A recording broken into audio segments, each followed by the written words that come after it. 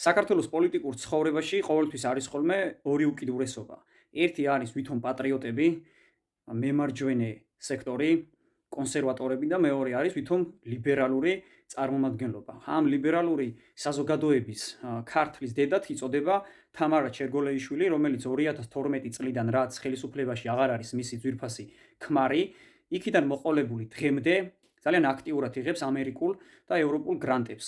რომლებიც ერთი თეთრი არ მოხმარებია ამ გაღატაკებულ, გაუბედურებულ ოკუპაციის ქვეშ მყოფ ქვეყანას, არ ყოფილა არც ერთი ტრენინგი საქართველოს თავდაცვის უნარიანობის გაზრდაზე, თუ რა ხდება ამ ქვეყანაში და მისი საქმიანობა ყოველთვის იყო დაკავშირებული ინტრიგებთან, ყოველთვის ფუჩუ ჩემი უფლებაა, ქუჩაში გამოსული ერთსქესიანთა ქორწინების მომხრე ტიპები, რომლებმაც ასაზრდოვეს შემდეგში უკვე აი ეს მეორე უკიდურესობა, ეგრეთ წოდებული ვითომ მემარჯვენე ნაციონალისტი კონსერვატორები, რომლებსაც არაფერი საერთო არ აქვთ არც კონსერვატორიზმთან, არც მემარჯვენეობასთან, არც ნაციონალიზმთან და არც კიდევ ქართველობასთან და მართლმადიდებლობასთან. ისინი თავიდან ბოლომდე მათი საქმით და მათი არსით არიან პრორუსული წარმონაქმნი ძალები. აი გუშინ რომ ჩერგოლეიშვილი და მახარაძე ისხდნენ ერთ გადაცემაში და ვიღაცას მაგალითად თამარ ჩერგოლეიშვილის მიმართვა და მახარაძის გაფარჩაკება მოეწონა. რაღაც ერთი კუთხით კარგი მოსასმენი იყო, მაგრამ არ უნდა დაგვავიწყდეს, რომ აი ეს ჩერგოლეიშვილი მოიაზრება და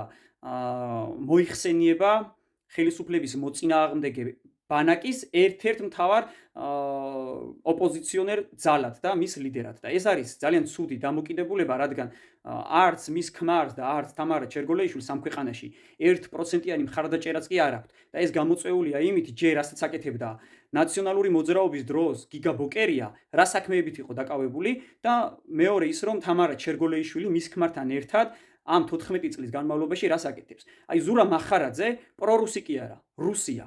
ამაზე უკეთესი რუსი არ არსებობს. ეს არის ახალი გამოყვანილი, ახალი ჯიშის ქართველი, ეროვნებით ქართველი, მაგრამ საქმით, შეგნებით რუსი, პოლიტიკოსი, რუსი პროპაგანდისტი და ის ვერაზროს ვერ იქნება ჩვენი საზოგადოების, აი მეორე მხარე რომ არის ეროვნულ ფასეულობებზე რომ დგანან მართლმადიდებლურ დღის წესრიგზე და ასე შემდეგ ეკლესიის დამცველები რომ არიან და მთელი ამ კონსერვატიული საზოგადოების და ზოგადად აპოლოგეტად რომ იწოდება მახარაძე რა, ახალი ის რომ გაგვიხადეს აქ მერაბ კოსტავა და ზვიად გამსახურდია თავისმა სექტამ.